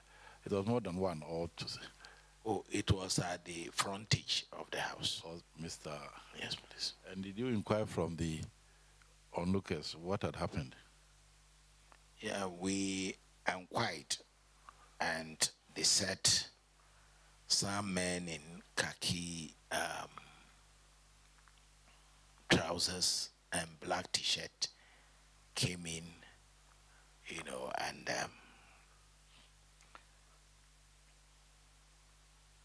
and they had struggles with them, and that led to those pockets of blood and injury. But we did not see any injured person, but we saw pockets of blood, and we asked the patrol teams as first respondents to protect the grounds so that the crime scene management team comes in. The information you got, was it from the police officers who were there before you, or from the members of the public who were massing in front of the Mostly from the members of the public. As I said, from the La Baleshi school to the candidate's house, about almost 150 yards away. And even you have to pass through a house with a low profile, stand. And we use that place about 150. But when you use the main road, that may be more than that. But we use the back. And some women, showed us, oh, this is the place where the incident took place. So quickly, all the stones or whatever signs of the incident were all preserved. I specifically asked the LPU commander that he should ensure that nobody tampers with the scene. And lo and behold, DSP Abra Kwabra and later the crime scene management team pop up. And apart from the blood, did you see any other signs? You were told that several shots had been fired. Did you see any of the marks anywhere? We saw some of the marks at the, I think it's a kiosk or so, a container. We saw that, and I think we also alerted the crime scene. But when you went to the house itself, see? The house itself, I did not see a gunshot within. In view of the way and manner we went into it, and then we were ushered to a room, and then... okay, that's all right. Now, the gentlemen you saw who were supposed to be protecting the candidate, you described them in so many different terms. Would you simply say that you thought, or they seem to be, what we all in Ghana call vigilantes? Yes, under normal circumstances, people who should provide security should be known. But here we are, you have a number of people that were not known, or even in the community. You said they look quite strong. They look heavy, quite strong, and we have to talk to them. Under normal circumstances, they may be a group likely to be. Okay. Now, the incident at the trade fair that you referred to, what function was that? That was the national elections of the National Democratic Congress, and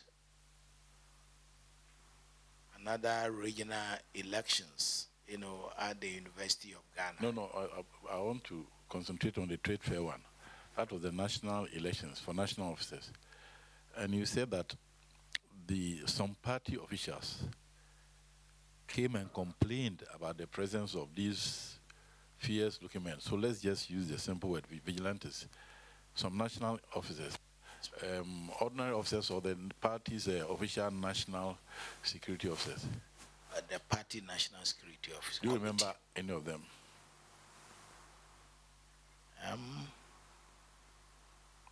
I quite remember.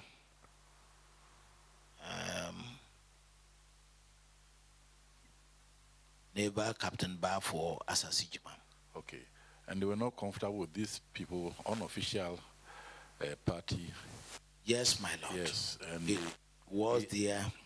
they cooperated with the police in taming these alcaldes as you? Absolutely.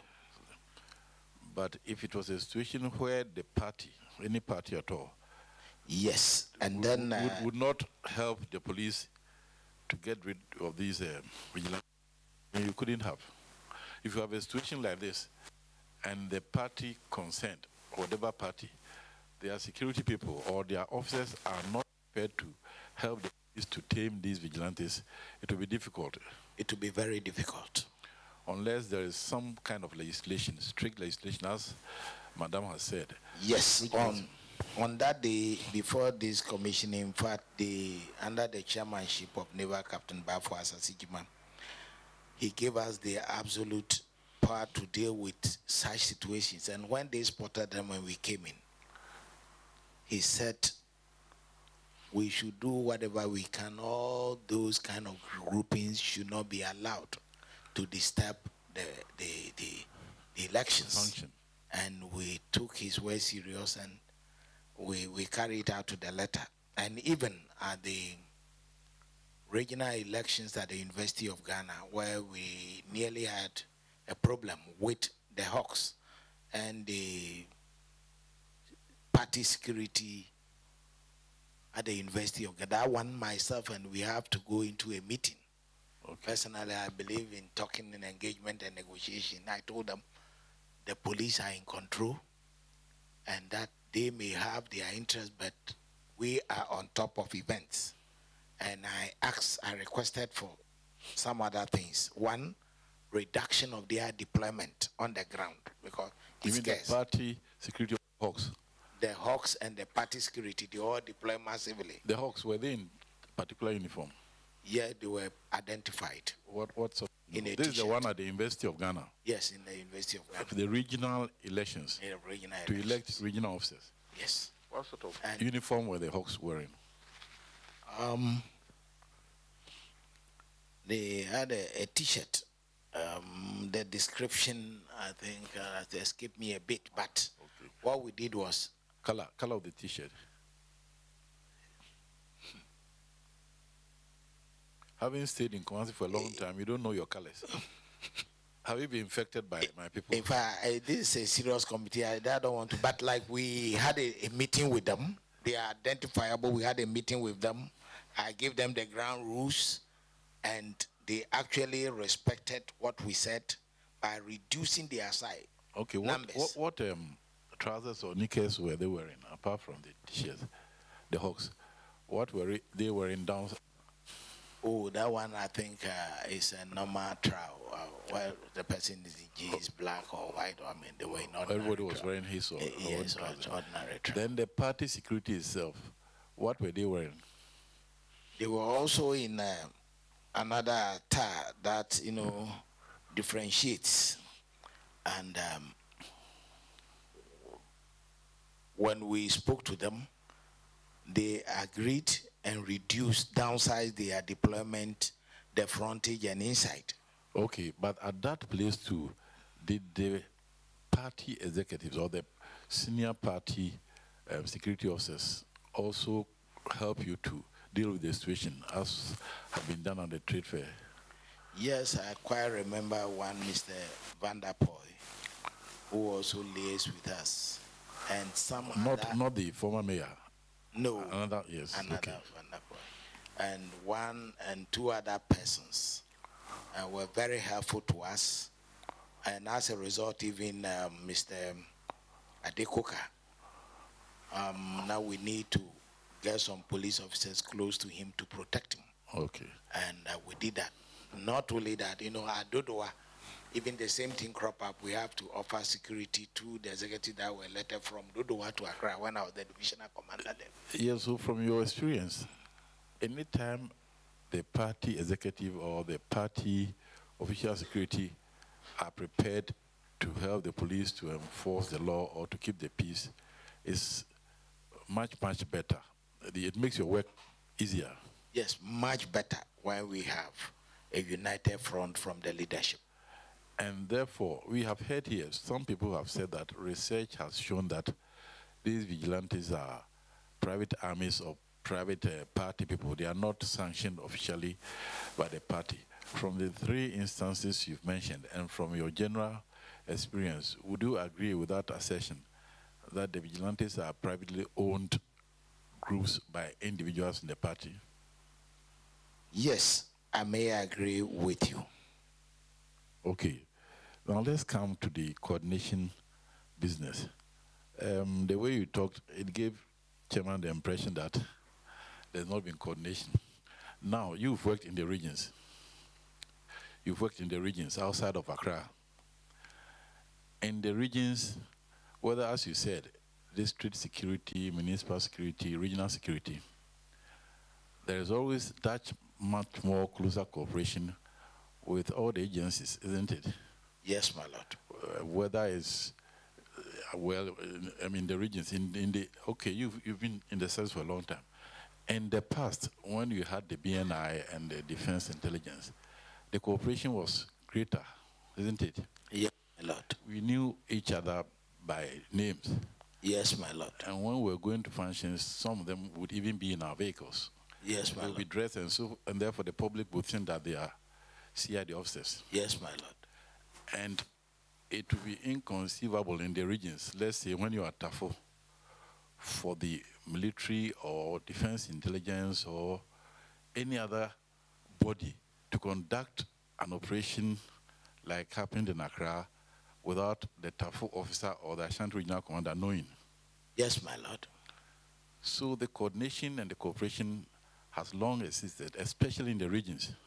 Yes, my lord. Now, in your experience, since the creation of that other structure, the regional coordinating officers, before you came to Accra, did that sort of bring a gap, a bridge between the district divisional commanders and the regional security setup? You are no more close to your BNI officer or your military or defense intelligence officer, isn't it? Yes, my lord. With regard to this, we know that special events like what happened at the Ayawaso Wogon constituency, the police may have its operation order, the BNI may have its own, the national security may have its own. The CID may have. The CID may have its own.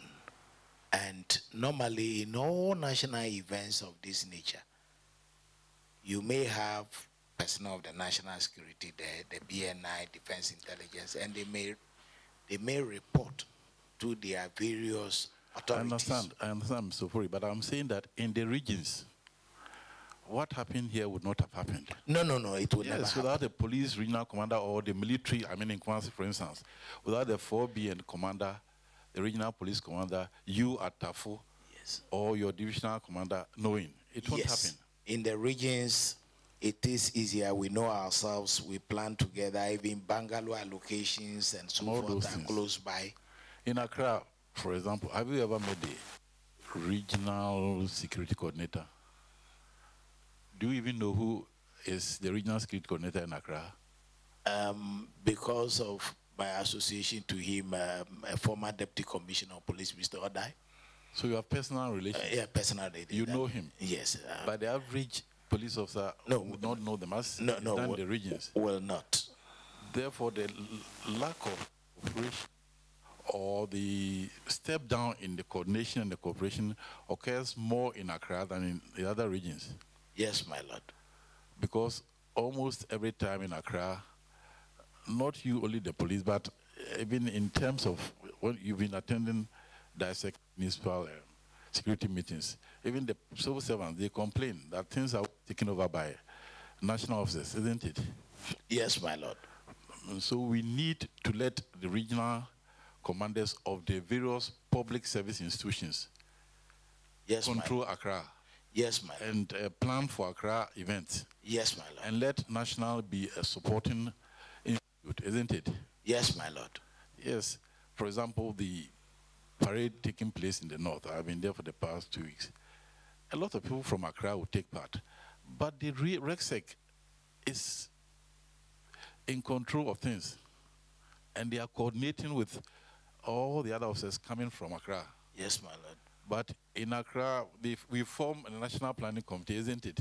Yes, my lord. And those of you at the regions, we finish and we pass orders on to you, isn't it? Yes, my So lord. you don't even have a separate Accra planning committee.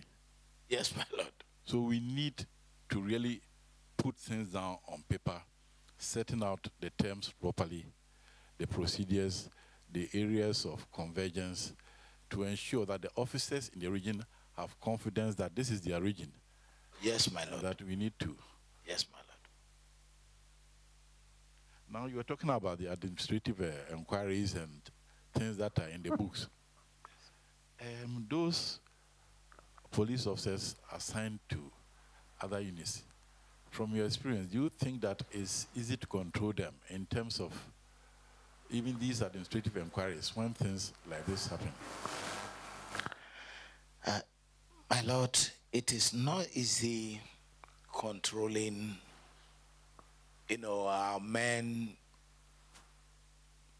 regarding to some specific operational grounds. Even the inquiry, for example, you have been a CID officer for a long time, and you were telling us about how it's possible to find out the characteristics of a weapon. To your knowledge now, 4 weeks, are you aware that the weapons used have been given to the forensic laboratory? I'm just asking whether you're aware. That is not to my knowledge, my lord. Can you find out for us whether they have the weapons that were used and whether they are testing them? My lord, I will comply. Thank you. Thank you, my lord. Chief Superintendent, thank you very much for your testimony. You may go now. Thank you, my lord. Thank you too.